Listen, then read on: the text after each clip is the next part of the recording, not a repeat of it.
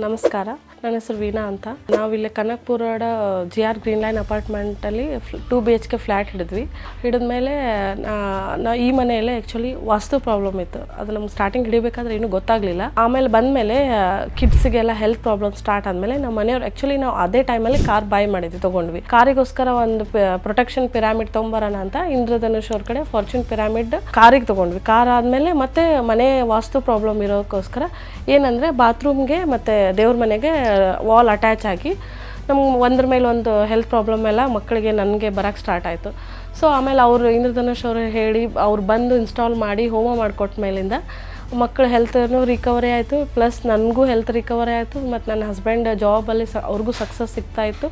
Plus family ಎಲ್ಲರೂ ಖುಷಿಯಾಗಿ ಎಲ್ಲ all in one money flow, health flow, everything is good. ಇದು ಬಂದಮೇಲೆ ನಮಗೆಲ್ಲ ಚೆನ್ನಾಗಿ ಇಂಪ್ರೂವ್ ಆಯಿತು. Thank you for Indradhanush sir, fortune pyramid.